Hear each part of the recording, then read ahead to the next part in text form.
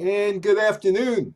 And I want to thank everybody for inviting me to give this little chat on Lucy.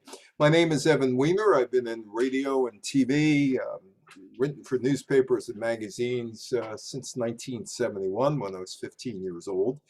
And this particular talk about Lucille Ball actually came out of the Chester, New Jersey library. I was doing a talk on the early days of TV. And Lucy is the last 5 minutes of the early days of TV in terms of being um, a businesswoman and being the most powerful businesswoman in Hollywood and one of the most powerful businesswomen in the world. And Donella, who is the who brings me into the library in Chester, New Jersey, said to me, Lucille Ball's birthday is on August the 6th. I have an opening on August 5th, and I'm penciling you in right now to do a talk on Lucy. I said, I don't have one ready. And she said, you will. And I did. And that's how this talk came about, thanks to the Chester, New Jersey Library. Now, Lucille Ball ran Desi Loop. And she was the most powerful businesswoman in Hollywood in the 1960s. And it never should have been that way. Lucille Ball was from Jamestown, New York. She was born on August 6, 1911. Her father was a telephone lineman who died of typhoid fever in 1915, and that left Lucille Ball, her brother, and her mother Desiree, along with Desiree's father and mother, Fred and Flora Bell Hunt. That was the family. And Lucille Ball decides by 1928 she is going to be an actress. She's going to go to Broadway, the Roar of the Grease Paint, and Tripping the Light Fantastic. The unlikely Hollywood mogul. She left her upstate New York high school in 1928, age of 17. And she gets to New York and she goes to acting school. One of the people in acting school with her in her class is Betty Davis. And initially, everybody tells her the same thing. Lucy, you don't have it. Why don't you go home? Lucille Ball would come up with the idea of Desi Loop Productions about 2 decades later in 1950. And she was rejected and rejected and rejected and rejected. But she learned a lot while being rejected. She eventually became the head of the studio and is the mother of Star Trek. She greenlighted Star Trek back in the 1960s, a Desi Loop production. She rebuilt her studio in the 1960s, and they were down and out when she started rebuilding it, and became the most powerful businesswoman in Hollywood. In 1962, she buys out Desi Arnaz to have complete control of her company. She was the first woman to own a major studio. 3 of her shows went on to be successful movie franchises: Mission Impossible, Star Trek, and The Untouchables.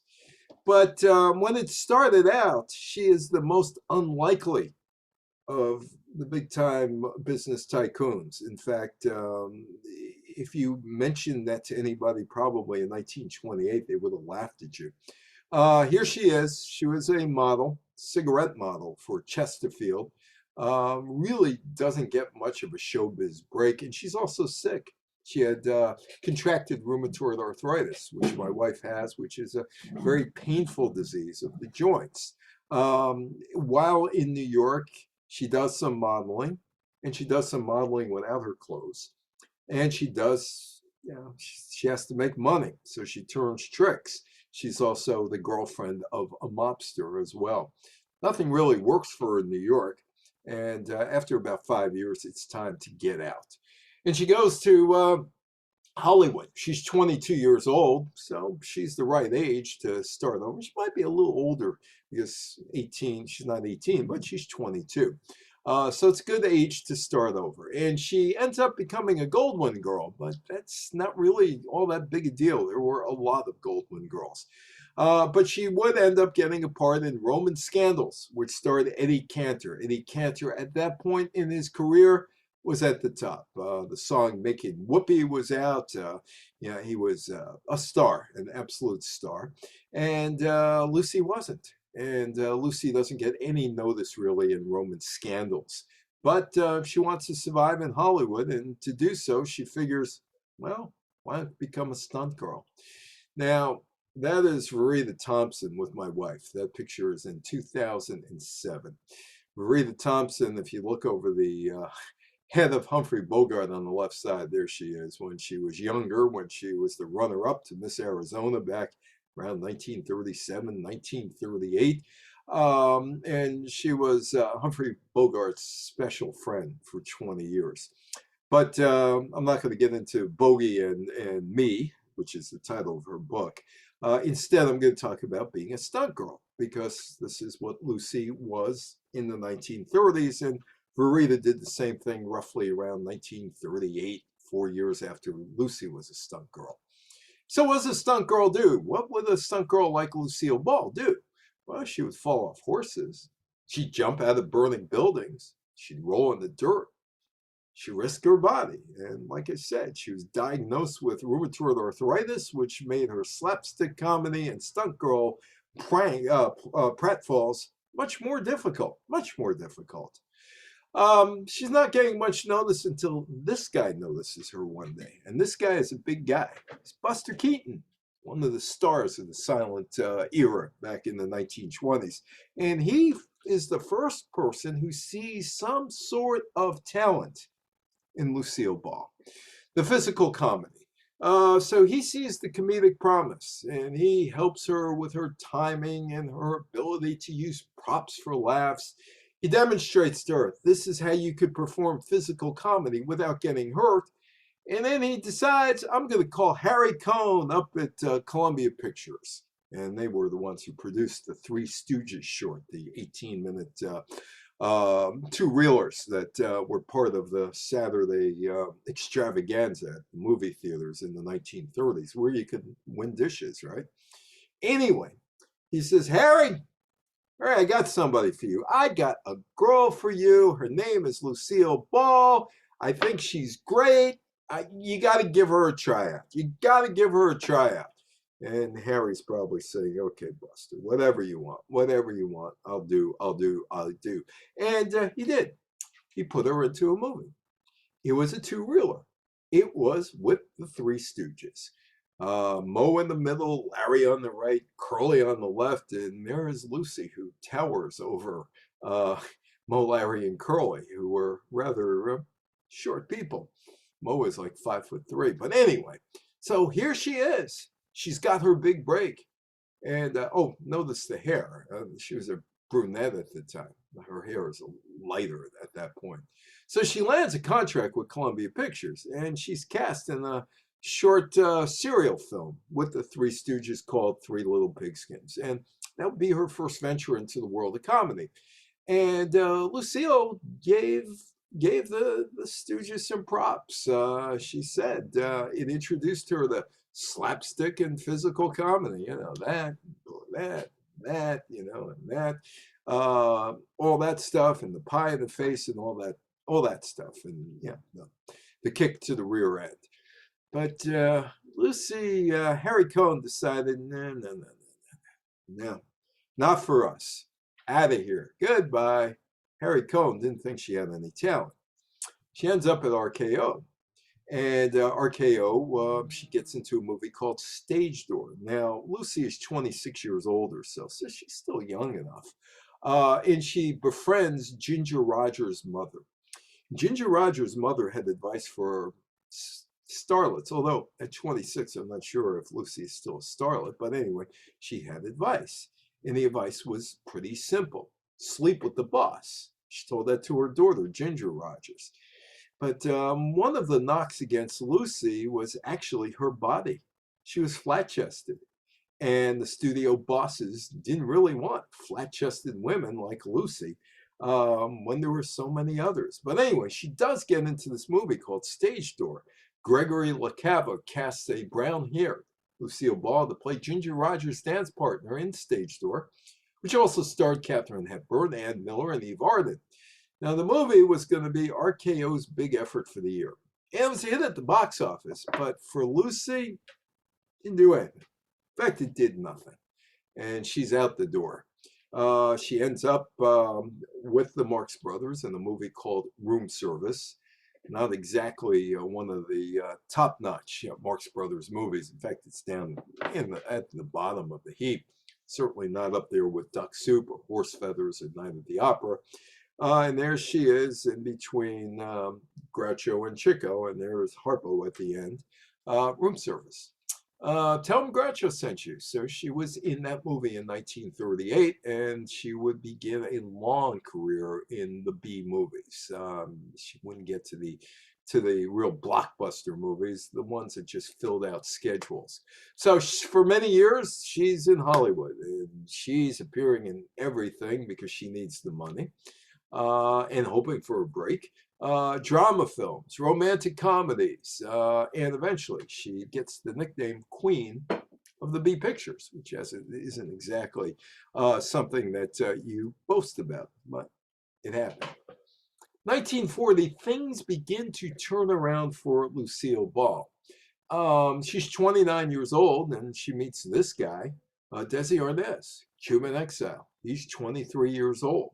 Big band leader trying to make it in Hollywood after breaking in on Broadway in New York. She's in the 1940 film Dance Girl Dance, which she appears in the role of Bubbles, and she finally gets some critical notice. That year, she's also in a movie called Too Many Girls. Too Many Girls was on Broadway, makes it out to Hollywood, and Desi Arnaz is in that movie as well as the Broadway play. A little bit about Desi Arnaz. Desi Ordinance, when he meets Lucille Ball, is 23 years old. She's 29. Desi Arnaz, when he meets Lucille Ball, has only been in America for 7 years. His family was a very well-connected family in Cuba. The Sergeant's Revolt took place in Cuba under Fulgencio Batista, who becomes the de facto leader of Cuba during the Sergeant's Revolt. And the political enemies, such as Desi Arnaz's father and his family, are exiled. And they ended up in Miami Beach with basically the shirts on their back. Desi was connected to the Barracardi family, the rum family. And here he is in the United States trying to build a career, and he does. He's found Xavier Cugat sees him, and he gets a push. He has his band, gets onto Broadway, gets into the movies, and he meets Lucy. And they fall in love. Desi and Lucy elope in November 1940. With Ball's showbiz schedule and Desi constantly on tour and then going into the armed forces for America, the newlyweds seldom saw one another. Lucy files for divorce from Desi. She's 33 in 1944 due to rumors of his drinking and infidelity, but they soon reconciled. And the best would be yet to come for their marriage. Meanwhile, she's still struggling in these B movies. Here she is, the Fuller Brush Girl, starring Lucille Ball, Eddie Albert. They would have something in common in the 1950s. They were almost both blacklisted for alleged communist ties. In the 1940s, Lucy starred in a string of several feature-length comedy films, Her Husband's Affairs, which is kind of interesting considering that apparently Desi had a lot of affairs. Miss Grant Takes Richmond with William Holden. William Holden dated Verita Thompson, who I showed you before, with Bogey's special friend. The Fuller Brush Girl with Eddie Albert, and two Bob Hope pictures, Sorrowful Jones and Fancy Pants. So here's the question. Did television kill the radio star? Yes or no? Lucy was, banging out a living, nothing great. She was in all these movies. She was doing radio, and in radio, the real star of the radio shows weren't the actors. They're just reading off scripts. They were the sound effects guys. Somebody walking up the steps or making noises or whatever. Those were the stars of the radio show, not Lucille Ball. But she's on radio, she's in the movies, but she's not a star. And she's looking for the big break, and she's getting older. She's 37 years old, and she gets the big break. It's called My Favorite Husband. And it was a radio show. And it wasn't even supposed to be on radio. It's just a demonstration show. But Armis Brooks was delayed coming to the air on radio. And CBS had some time to fill on January 5th, 1948. They have the show sitting there, and hey, you know what? We'll throw it on. Hey, maybe we'll catch lightning in the bottle. It'll be good. Or they'll just run and nobody will ever know it ran, and we don't have to talk about it because nobody's going to remember it. But it does run, and it gets some critical acclaim from the audience, from CBS's executives. They look at it and they say, hey, Lucille Ball, he's great. She's great. Lee Bowman, she's great. They're playing the characters of Liz and George Cugat, which was changed to Liz and George Cooper. Very positive response to the broadcast. CBS decides, hey, let's get it on. And they do in late July of 1948. But they couldn't get Lee Bowman, so they got somebody else. They got Richard Denning. So Lucille Ball, Richard Denning are the leads. They got the writers. The writers included Jess Oppenheimer and Madeline Pugh and Bob Carroll Jr. And they're set. The show takes off. And there she is. Like I said, she's 37 years old, and she kind of looks it as well. And there's Richard Denning. She's no starlet anymore, so she's not going to get those roles anymore. So she becomes his character actress. My Favorite Husband featured Lucille Ball opposite Richard Denning. The show was written by Jess Oppenheimer, Madeline Pugh, and Bob Carroll Jr. The writers would be integral to Lucy's radio success. All except Denning would move on to the new medium television in 1951. The show would end in 1951, the radio show. My Favorite Husband, two people who live together and like it. My Favorite Husband was the first radio series to star motion picture musical comedy performer, not a star, performer, Lucille Ball. Her co-star on the CBS comedy show was Richard Denning. Ball and Denning were Liz and George Cooper, a happy couple who would get themselves in all kinds of domestic scraps. Sort of a front-runner or forerunner of I Love Lucy, the writers, Oppenheimer, Pugh, and Carroll. They would later do the Lucy show. And they were best friends, the Atterberrys. Gail Gordon played Rudolph, and Iris was played by B. Benedetto, who was the first choice for Ethel Mertz on the TV show. Sponsored General Foods. Jell-O. The music by Wilbur Hatch, because when you went to a radio show, they also had a band there and you could dance on the stage or whatever. Show would last until 1951 and would morph into I Love Lucy. Well, television's in its infancy. It's only 2 years old in 1948. By 1950, CBS knows it has a hit, and so does General Foods, Jell-O, and hey, we need talent on TV too. We need content on TV, and why not Lucille Ball? Why not? And she jumps at the chance, except she doesn't jump at the chance. She'd been around for 22 years. She knew the business inside out, and she decided that, hey, this is not my first dance. I'm gonna have some negotiating points. I think I got some leverage. That show is pretty good, although she really doesn't have leverage, but she does use whatever she can to get something from CBS. First thing that she said, if I'm doing a show, Desi Arnaz, my husband, a Cuban exile, he's going to be my husband on TV, possibly to save the marriage. That's what she's thinking. Their marriage is shaky. CBS executives say, no, can't do it. CBS and the potential sponsor, General Foods, Jell-O, they look at it and say, ain't no way the American public in 1950 or 51 is going to accept Desi as the husband of a red-blooded American girl. CBS and Jell-O both say, hey, if it ain't broke, don't fix it. Let's have the co-star of the radio show, Richard Denning, continue to be her co-star on TV. She says no. Jell-O says, or General Foods says, we're out of here. We don't want any part of this. Philip Morris Tobacco would take the place. Of course, Lucy wanted to save her marriage. That's the first priority, hence working together.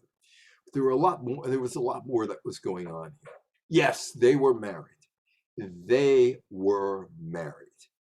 But like I said, there's a lot more going on here that meets the eye. Lucille Ball tells CBS, you either gonna have both of us or neither. And eventually CBS really wants Lucy, and okay, all right, we could have Desi. But Desi's still Cuban, and he has a strong accent, Cuban accent.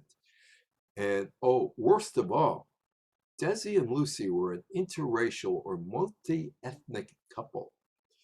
And there was a thing called the Hays Code, enforced by Joseph Breen in Hollywood for movies anyway. Never are you supposed to show an interracial relationship. The code basically forbid it. You know, it wasn't written in law, but people followed the code. You have to understand what's also going on. Rutherford B. Hayes was president of the United States, 1877 to 1881. And he kind of got there by fluke because nobody really knows who won the Samuel J. Tilden Rutherford B. Hayes election of 1876. And Tilden was a Democrat, Hayes was a Republican, and both decide, and of course they're married, Lucy and Desi, but both the Republicans and Democrats decide that, you know what, let's cut a deal. We'll cut a deal. And you got to understand what CBS and a potential sponsor was looking at.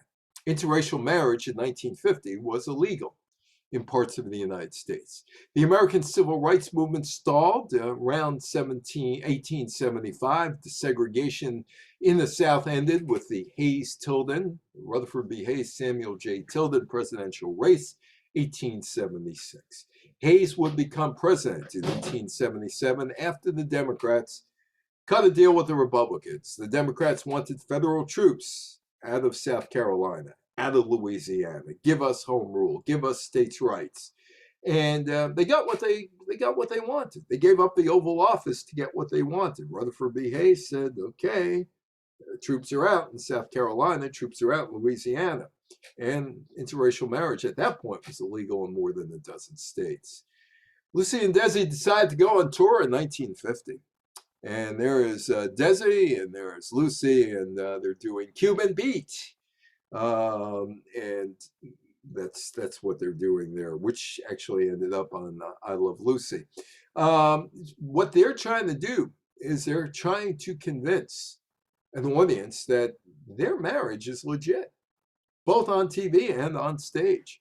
And so in the summer of 1950, they go on tour before live audiences to show CBS that Desi would be believable as her husband. CBS is sold. Another thing that sells CBS, they don't have to really put up money for a show. Lucy and Desi put up $5,000 to film a pilot, a test show for the series. There were some other demands that Lucy made from CBS. But she wanted a guy by the name of Carl Fraun to be the photographer of the show. Okay, that's okay. It's not a big demand. And she wanted to film before a live audience. That's okay too, because most TV shows back then were filmed before a live audience. But she wanted to do her show in Los Angeles. And Los Angeles was not a TV center at that time. New York and Chicago were the centers of television in 1951 in terms of putting on shows.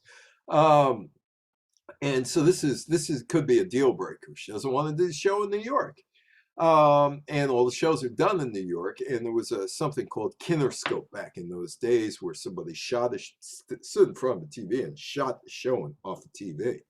And that was bicycled to places like Los Angeles. New York and Baltimore and Boston and Washington and Philadelphia were all part of one AT&T network. Chicago, St. Louis, Detroit, another network, but there was nothing out on the West Coast. So all the shows were taken out to the West Coast. Kinescope. I Love Lucy was one of the pioneering shows for the use of the multiple simultaneously filming cameras and a live studio audience. It was one of the first TV shows to be shot on 35mm film instead of broadcast live. Groucho Show. Yeah. That was done that way. There's Groucho and Fenneman, the Margaret Dumont of You Bet Your Life. Other shows that were filmed, your Showtime, The Stu Irwin Show, and The Life of Riley. Jerry Fairbanks developed and used the multiple camera film production for television in 1950. You Bet Your Life used a multiple camera film setup before a live studio audience that year before I Love Lucy started. I used to tape like 3 hours to get it down to a 24-minute Groucho show. I would not have wanted to be the editor on that. And Lucy knew talent. She knew talent. Been around 22 years, knocking around, not making it big until 1948, and that was a radio show. She makes it big on TV in 1951. Desi was the perfect foil for Lucy. Desi had good comedic timing, expressive face, offered just the right amount of fluster as the husband Ricky. He mispronounced and Latinized words, Lucy, splain, which added to the comedy. Within 4 months of its debut in early 1952, I Love Lucy was the #1 show in New York, and a national audience soon followed. It's a smash hit. Look at them. It's a smash hit. Now, the reason the show works is because there are two plots going on at the same time. Lucy's plotting to get ahead in showbiz or whatever else she wants to get ahead in, and she can't get anywhere with Desi, her husband, but she's got Ethel. And Ethel is there, and she is going to help Lucy achieve whatever she wanted to achieve. So you got two storylines in there. The storyline between Lucy and Desi, and the storyline between the best friends, Ethel and Lucy. And CBS, it's a smash hit. And Lucy and Desi, to make things easier for CBS, said, we'll pay for the increase in production costs, but we're going to own the film. It's our film, not yours. Turns out to be a brilliant business move because no one at the time thought anyone would want to watch a rerun. There weren't many TVs, 10 million TVs or so in use at that time around the country, and most in the big cities in the East, with the exception of Los Angeles. They had 7 TV stations. The deal, Desi and Lucy received ownership rights to I Love Lucy, and they took a $1,000 a week salary pay cut each. It's a big hit. She go on and on and on and on. It's a big hit, but there is a problem. Pregnancy was a TV problem. Lucy could not get pregnant. How could you allow a pregnant woman on TV? The Lucy and Desi show almost ended, or rather the I Love Lucy show, which Lucy and Desi almost ended that show when they found out she was going to have a second baby. It's 1952 America, 70 years ago. And was considered too racy for a visibly pregnant woman to be on TV. Television had censorship. John Cameron Swayze on the Caravan of News show on NBC. You couldn't show no smoking signs. And Winston Churchill was the only one allowed to smoke a cigar on that show. And, can't do anything on the Korean War. We're not showing it on the show. The Korean War, that's a no-no. So there was censorship. In Lucy and Desi's case, the censorship you can't say the word pregnant in English. In Spanish, you could, because the censors didn't know, but in English, no way. So Jess Oppenheimer, who is looking at Lucy rather adoringly in this picture, comes up with an idea. The idea is pretty simple. We will include Lucy's pregnancy in the show scripts, which is a problem because theoretically, no woman was ever shown on TV, which was only 6 years old at the time, network TV, pregnant. Didn't see pregnant women on stage or in the movies. So it's a perception problem. Oppenheimer, the showrunner, who's the producer and the head writer, has an idea. We're going to write the pregnancy into the show. Yeah, it's a big risk. It's a really big risk. Lucy, Desi, Oppenheimer, they got to figure out storylines and act out the storylines. CBS and the show sponsor, Philip Morris, they got to figure out if they could go ahead with this, except there was something that did happen. Mary Kay and Johnny show, the Mary Kay Stearns, 1948. Mary Kay Stearns was pregnant, except everybody seemed to forget, although it's pretty easy to forget. There were only 44,000 TVs in 1947, which grew to 500,000 by the end of 1948. Featured a pregnant woman who slept in the same bed as her husband, which was a no-no in the 1950s. No pregnant women, no married couple in the same bed. But the storyline worked. CBS allowed Lucy to appear on screen during her pregnancy, and some of the scripts did address the topic. However, the CBS suits basically told them, don't go overboard with this thing. Don't go overboard with it. Let's keep it as quiet as possible so we wouldn't cause a stir. But they survived it. Lucy and Desi survived it. According to Lucy in her book, in the early fall, when I was beginning to look pretty big, we did 7 shows concerning my pregnancy. These films were screened by a priest, a minister, and a rabbi for any violation of good taste. It was the CBS network that objected to using the word pregnant. They made us say expectant. So a priest, a minister, and a rabbi, they go into a room to watch a TV show. The 3-man religious committee had doth protested. What's wrong with pregnant? They were hardly in favor of what we were doing. Showing mothering is a happy, wholesome, normal family event. Oh, by the way, Lucy also wore pants. Women did not wear pants on television in the 1950s. In fact, Mary Tyler Moore tried to wear pants on the Dick Van Dyke Show in 1961 or so, and the network bosses didn't want her to do so. Why? Because she probably looked better than most of the audience, and CBS was afraid of that. During I Love Lucy's second season, 52-53, obviously she's pregnant, and she can't do an entire 39-episode production schedule, and she missed programs here and there. At that point in TV, you just show the program once, which created a problem. Desi and the show producer, Jess Oppenheimer, came up with an unusual idea. We got 39 episodes sitting on the shelf behind us, just collecting dust. Well, we take some of those shows down and we'll plug them in. We'll plug them in and let's see what happens. The reruns were ratings winners and created a new area for TV called syndication. They also got lucky in this sense. In 1948, the Federal Communications Commission decided to freeze television station licenses until they could study the problems of television, which basically was this. Did signals bleed into other signals in various areas of the country? And what engineering do we have to do to make sure that doesn't happen? So in 1952, the ban or the freeze was lifted and 100 stations came on. So in South Dakota, for example, there was no TV station until 1954.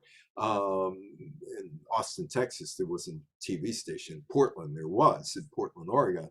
So people were seeing the reruns for the first time in 1952 in various areas. Desi Lou goes on to invent the concept of the rerun and uses the profit from the I Love Lucy show syndication to fund the growth of the studio. Lucy and Desi were television's first millionaires, roughly worth $13 million in today's money. Oh, about the pregnancy, there's Richard Nixon, who I covered as a reporter in the 1980s. Dwight Eisenhower becomes president of the United States on June 20th, 1953. Rather, January 20th, 1953. Sorry about that. The Lucy Giving Birth to Little Ricky program is on January 19th, 1953.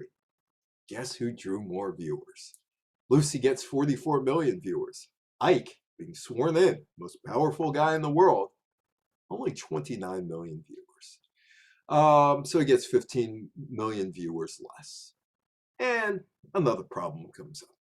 Registered Red in 1936, Lucille Starr denies she voted commie. And there's the proof. She voted commie. Miss Lucille Ball. I intend to affiliate at the ensuing primary election with the Communist Party. 1936. It was the Cold War. It was the Red Scare. And you had things like the Red Channels outing actors and actresses and writers with things like this. Americans, don't patronize Reds. You can drive the Reds at the television, radio, and Hollywood. This track will tell you how. Why we must drive them out.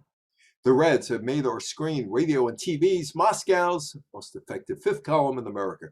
The Reds of Hollywood and Broadway have always been the chief financial support of communist propaganda in America. Our own films made by red producers, directors, writers, and stars are being used by Moscow in Asia, Africa, the Balkans, and throughout Europe to create hatred of America. Right now, films are being made to craftily glorify Marxism. I thought that was done in the 1930s with Harpo Chico and Groucho and Zeppo. I mean, you can't get better than Duck Soup, can you? That was really good. Oh, wow. I think they're talking about Karl Marx and Engels and those people. Anyway, Marxism, UNESCO, and one worldism. Via your TV set, they are being piped into your living room and poisoning the minds of your children under your very eyes. So remember, if you patronize a film made by red producers, writers, stars, and studios, you are aiding and abetting communism. Every time you permit Reds to come into your living room via your TV set, you are helping Moscow and the internationalists destroy America.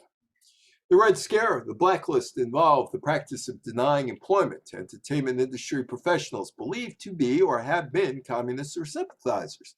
Not just actors, but screenwriters, directors, musicians, and other American entertainment professionals were barred from work by the studios. A woman by the name of Pert Kelton, she started out as Alice Cramden in the 1951 Honeymooners sketches on the Cavalcade of Stars on the Dumont Network. But she was abruptly dropped from her role. She was blacklisted, replaced by Audrey Meadows. Gleason and the producers would not say that she was blacklisted, but they said she had some heart problems. She was gone. She'd come back to Gleason in the mid-1960s and play Alice Cramden's mother-in-law. Hazel Scott, the darling of the Cafe Society of Greenwich Village, gets her own show in 1950. The jazz pianist and singer, first African-American or African-Caribbean woman. She was born in the English possession of Jamaica and came to Harlem when she was 4 years old. She hosted her own television show on the Dumont Network, but it comes to an abrupt end in 1950, just a few months after Scott is named in Red Channels, the pamphlet that listed post-communist sympathizers in entertainment. She chose to testify before the House on Un-American Activities in September of 1950, and within a week, her sponsors were gone and Dumont dropped the show. Philip Loeb, co-star of The Goldbergs, the first situation comedy, or first thought of as situation comedy on TV, created by Gertrude Berg in 1949. It goes to TV after being on radio for decades. 1955, the actor Philip Loeb checks himself into the Taft Hotel, Midtown Manhattan, under a false name, takes a fatal dose of sleeping pills. He's accused of being a communist. He was a union organizer. Can no longer afford work. A special needs child, couldn't support that child, so he kills himself. McCarthyism and blackballing. September 4th, 1953, Lucille Ball gives voluntary testimony to an investigator for the House on Un-American Activities Committee and throws her grandfather under the bus. It's something that happened in 1936. It was our grandfather, Fred Hunt. He just wanted us to, and we just did something to please him. I didn't intend to vote that way, as I recall. I didn't. Two things may have saved her. One, she was making more money for CBS than anybody else. And two, J. Edgar Hoover, the FBI director, was a big fan of I Love Lucy, which could have saved Lucy from being blacklisted.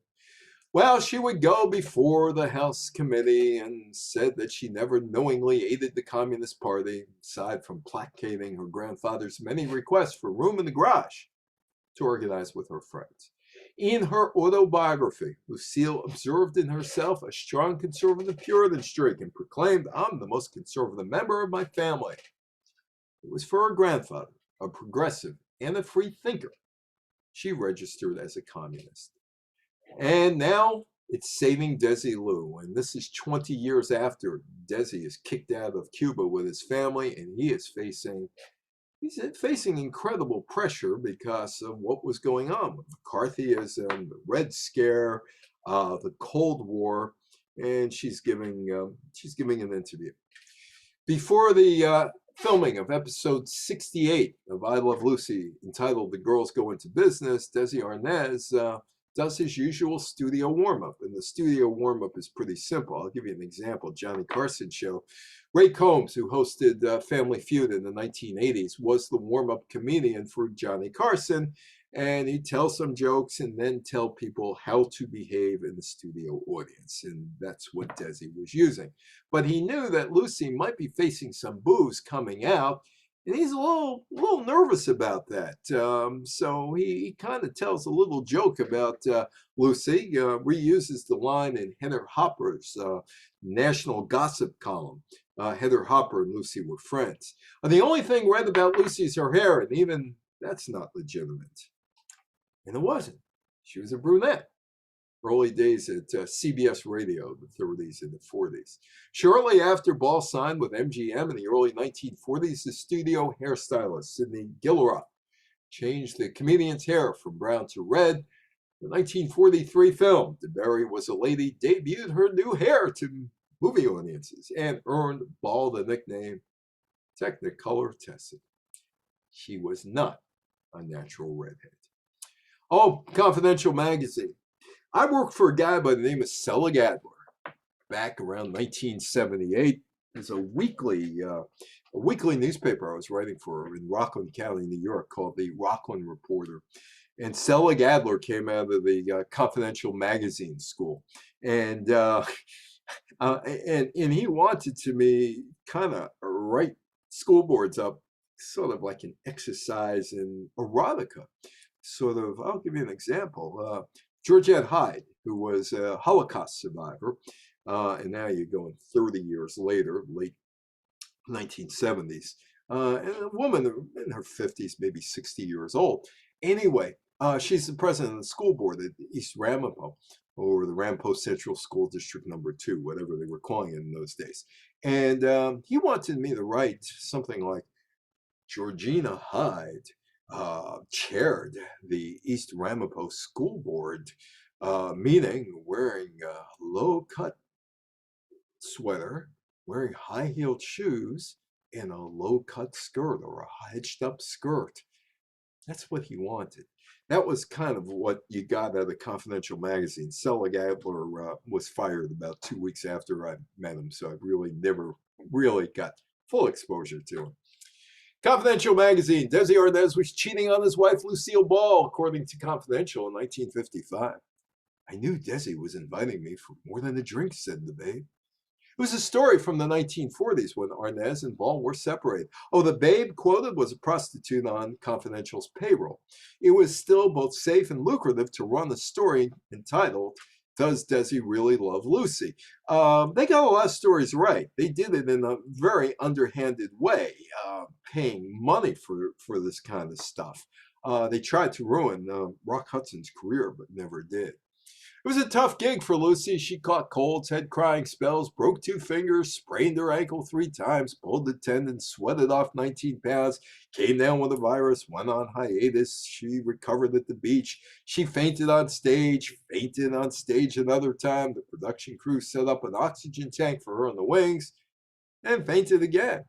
By 1956, she and Desi were at the end of the line. They had it. The show took a lot out of them. And they had trouble in their marriage. They were constantly fighting. CBS would buy the rights to the 180 previously shown I Love Lucy programs for $5 million in 1957 that would eventually be rebroadcast and still is to this day. A bargain, an absolute bargain, then worth about $55 to $60 million in 2022 money. And the rerun industry was really bored.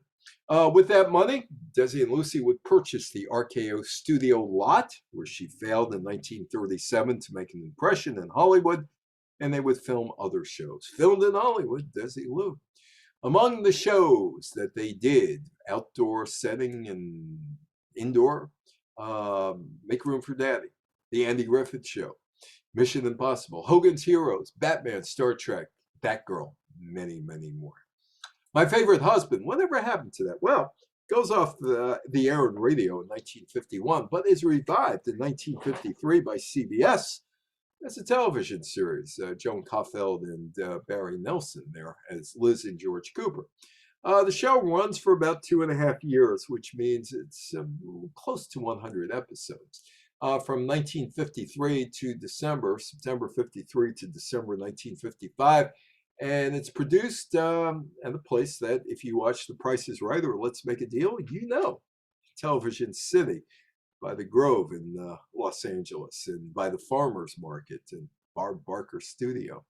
But for the third year, they put the show on film. And it's filmed at Desi Lou. It was produced live at Television City, but it's filmed at Desi Lou, but it goes off the air. Lucy and Desi would do an occasional show over the next couple years. 1957, Desi's done. So is Lucy for the most part, with a half-hour situation comedy. They turned down $80,000 per episode, 39 episodes. $80,000 comes out to about what, $3.1 million. And then for 13 weeks worth of reruns, they'd get $390,000. So $3.5 million altogether. And they say that Desi strikes a deal with Ford. Ford's putting out the Edsel, and it's a lot easier work. $2.5 million for 5 one-hour specials. And Desi also has health problems at this point. And he's not really an old guy at this point. He's roughly 1957, about 40 years old at this point. They did have other shows on, the Ann Southern Show and the Untouchables. Lucy was partially responsible for moving much of the American television production from New York to Los Angeles, what was left in New York, the evening news, also quiz shows and documentaries and that type of thing. And the Today Show, which, by the way, will celebrate its 70th birthday next week. There was another show that was out there called the Westinghouse Desi Lou Playhouse, which is actually kind of important. The Desi Lou Westinghouse Playhouse ran on CBS, which was then called the Columbia Broadcasting System, not called that anymore, between 1958 and 1960. 3 of its 48 episodes served as pilots for 1950s television series. The Twilight Zone, 1 episode. Lucy and Desi discovered Rod Serling, and The Untouchables, 2 episodes. Lucy makes her debut and name as a producer with a 1959 episode of the Westinghouse Desi Lou Playhouse. Rod Serling, The Twilight Zone. But it wasn't always the Twilight Zone, and it wasn't CBS that always wanted to put him on. It was Lucy and Desi. Fall 1958, Rod Serling wrote The Time Element, starring William Bendix. Serling's show got positive reviews, and CBS decided, hey, we don't need Lucy and Desi. We could work directly with Serling. And yeah, let's do the show. Science fiction fantasy anthology series called The Twilight Zone. Starts in the fall of 1959, runs for 5 years through 64. These are the Untouchables. Robert Stack there as Elliot Ness, third from the left, the Untouchables. The Desi Lou Playhouse aired a 2-part drama called The Untouchables. Paul Monash adapted the 1957 memoirs of the Treasury agent Elliot Ness, played by Robert Stack. CBS didn't want the show, but ABC took it, and it ran there for 4 years. But by 1960, it's all over. It's all over but the shouting. Lucy and Desi are no longer married. Lucy files for a divorce, charging Desi with extreme cruelty and subjecting her to grievous mental suffering. Tried so hard to be fair and solve our problems, but I find it impossible to go on. Split was amicable. They remained friends, and more importantly, they still ran Desi Lou together. But Desi Lou is running into trouble in the early 1960s. They just don't have shows. They have the Untouchables, but little else. And Desi and Lucy are still partners, and Desi is still working on the Lucy, a Lucy show. And Desi tells Lucy, we got to go to CBS. We got to get some money into the company. And Southern Show, gone. Guess where? Gone. We have the Untouchables on the air. We don't have any money coming in from I Love Lucy. So let's go to CBS and let's talk. Network's not interested at all. Not at all. And then, hey, I'm Lucy. How much money do I make for you? Okay, what do you want? I want a show. All right, what do you want? I want a show Monday nights, our old time slot. What do you want? I'm going to do the show, and Vivian Vance played Ethel. She's going to be my co-star. Do we have to? Who am I? I'm Lucy. Oh, that Vivian Vance character, first divorced woman on primetime television. Women's lib had not taken off yet, not quite yet. Betty Friedan still trying to figure out how to put a magazine piece together into a book, which would become The Feminine Mystique in 1963. Gloria Steinem was still a writer, but she hadn't figured out exactly what she wanted to write about. It was Bella Abzug and Shirley Chisholm. But in 1961, 1962, they're not household names. Oh, there is the sidekick, Vivian Vance. Lucy is doing what they want to do, becoming a power player, a big business player in Hollywood. And in 1962, she becomes the first woman ever to run a studio because Desi decides that he wants out. He doesn't want to be there anymore.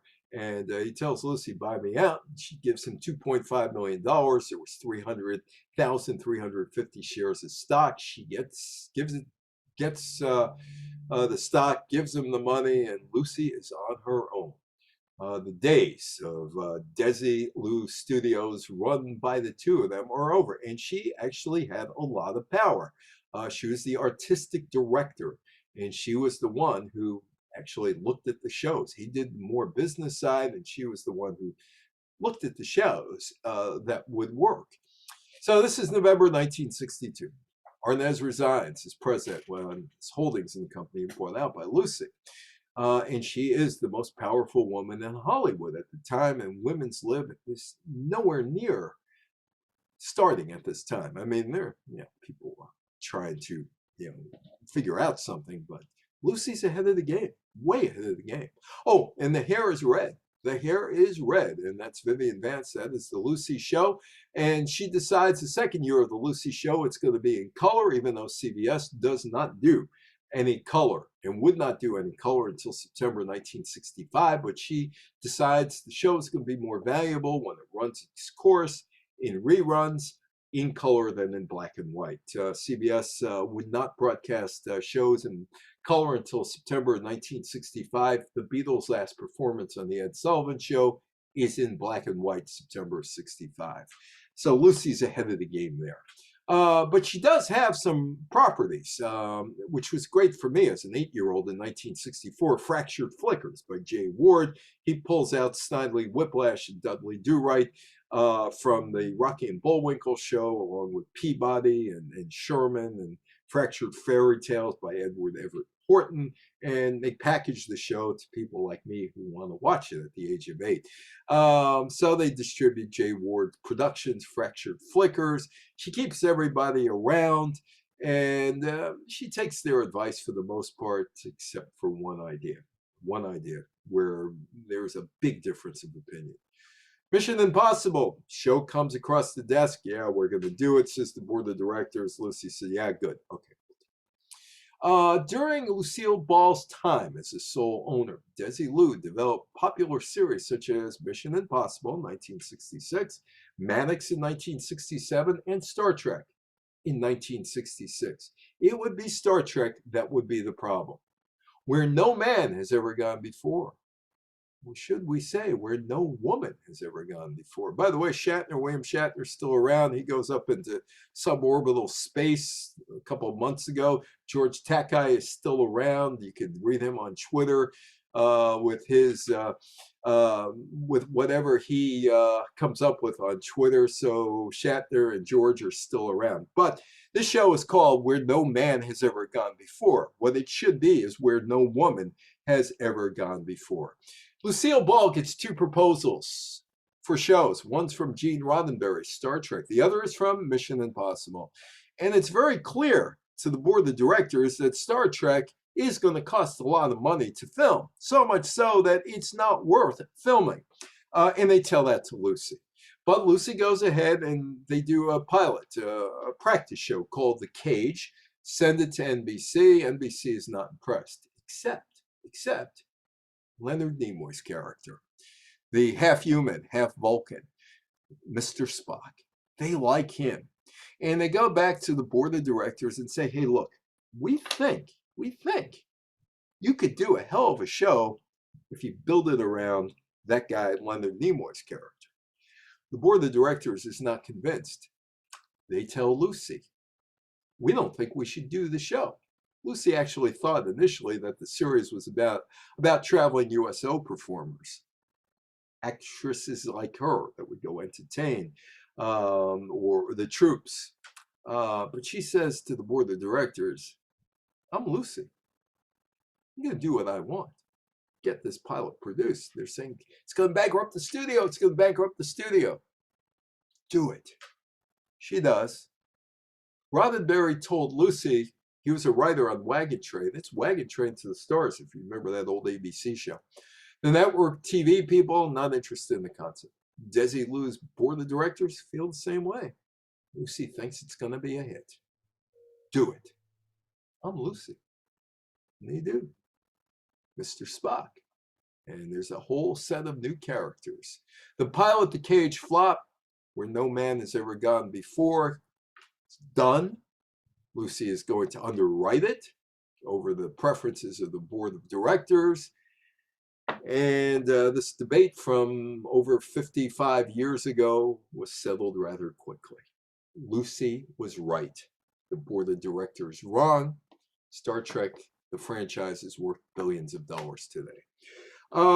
She gets out of the Desi Lou business in 1967. She sells her company to what we used to call Engulf and Devour, Gulf and Western, which might have as well been Engulf and Devour. She sells it for $17 million. A bargain, a bargain, a bargain. About $170 million today.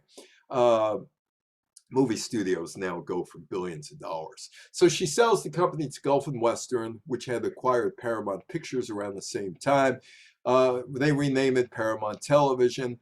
And today it's called CBS Television Studios. And one of the properties that they have today is a little game show called, partial interest in it, called Jeopardy! Lucy establishes her own production company, Lucille Ball Productions, in 1968, and comes up with a new series. Here's Lucy that year.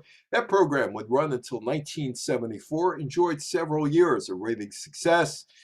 But after 23 years, she's done on TV. And she wants to try the movies, except she runs into the same problem that she ran into in the 1940s. She's not very good at it. There was the bomb called Maine. There is the Here's Lucy show. 1977, she becomes an assistant professor at Cal State Northridge, just north of LA, where the earthquake was back in '94. She teaches an 8-week course on comedy. And she also goes on Barbara Walters. And she tells Barbara Walters she'll know when to get off the stage. I had a friend who lived nearby me, who I got to know over the years. You might have heard of him. His name was Robert Merrill, tenor, Metropolitan Opera. And one day, Robert Merrill lived in New Rochelle, says to me, what's the difference between me and Sinatra? And I look at him, being as obnoxious as I could. About $1 billion? Oh, besides that. I said, I don't know. What's the difference between me and between you and Sinatra? And he says, I knew when to get off the stage. Lucy said she would know when to get off the stage. She's a producer, and she's doing extremely well in production. Lucille Ball and Tom Cruise together on a movie. Tom Cruise, All the Right Moves. Lucy was one of the producers of that movie. Tom Cruise is playing a high school football player who doesn't want to work in the mines like his brother and his father, and he wants a college scholarship. And that's what the movie is about. It was a success, and Lucy was listed as co-executive producer of All the Right Moves. Her second husband, Gary Morton, a former Borscht Belt comic, was also a producer, also Philip Goldfarb and Stephen Deutsch. All the right moves, the goal, like Tom Cruise's character, get a college football scholarship. But Lucy did not listen to her inner self. I know when it's time to get off the stage. And, well, she didn't. She comes back with a 1985 show called Life with Lucy. And it doesn't work. It just does not work. Lucy can't play the same screwball character at the age of 75 that she did. Now you're talking 34 years earlier when she was only 41 years old. She got Gail Gordon on the show, who is the neighbor on My Favorite Husband. So obviously she liked Gail Gordon's work. The show premieres on ABC, September 20th, 1986. ABC orders 13 shows. The show is so bad that it only lasts 8 shows and fades into oblivion. Her last appearance was in the spring, 1989, at the Oscars. There she is with Gary Morton. That's her last appearance. She would die a few months later from heart problems. And that should be it, right? Hey, Lucy should go into the history books. She was successful on TV, a successful businesswoman, paved the way for women, and we should forget about her like all the other pioneers of 1950s TV, like Gertrude Berg and Hazel Scott. Forgotten for the most part. Lucy was never forgotten. She was a success, and to this day is a success. Lucille Ball paved the way for women to be taken seriously in business. In the 1950s and 60s, she was the artistic head of Desi Lou. I Love Lucy is still making CBS money more than 64 years after its final original show. In 2010, then the CBS president, Leslie Movies, said the show was making the company $20 million annually. And she's not done yet. This just came out, Being the Ricardos. Being the Ricardos has just come out with Nicole Kidman and Javier Bardem talking about some events that took place over a week. It actually took place over about 2 years that could imperil their career. She's pregnant. She's accused of being a communist, and Desi's cheating on her. Nicole Kidman was Lucy. Bardem was Desi. The biopic was written and directed by Aaron Sorkin. Aaron Sorkin allegedly said he had no idea that Lucy was being accused of being a communist when he started to work on the picture. And there's going to be another, that's Amy Poehler, sometime this year, a movie called Lucy and Desi will be coming out. It's more of a documentary done by Ron Howard's Imagine Documentaries and White Horse Pictures. Ron Howard, of course, worked on the Desi Lou set for the Andy Griffith Show. And it's about the personal and professional partnership between Lucy and Desi. And the film will be screened at the Sundance Film Festival, Park City, Utah, as part of the Sundance schedule. And last year there was Let's Talk to Lucy on Sirius XM Radio, shows that were done in 1964, 65, 66, and they were saved by Lucy, and her daughter, Lucille Arnaz, decided to go through the vault, and they made a new show out of it. Well, they took fragments of the old show to make something new. Let's Talk to Lucy. The new show, built from her recordings of conversations with some of the biggest names in Hollywood history through the 1960s, 240 episodes. And some of the guests included Frank Sinatra, a very young Barbra Streisand, who was about 23, 24 years old at the time, Carol Burnett, before the Carol Burnett Show, and Bob Hope. Anyway, thank you, Patricia, for inviting me. Any questions, any comments, let me know. Hope you enjoyed it. Questions or comments, criticisms, anybody out there who wants to say anything?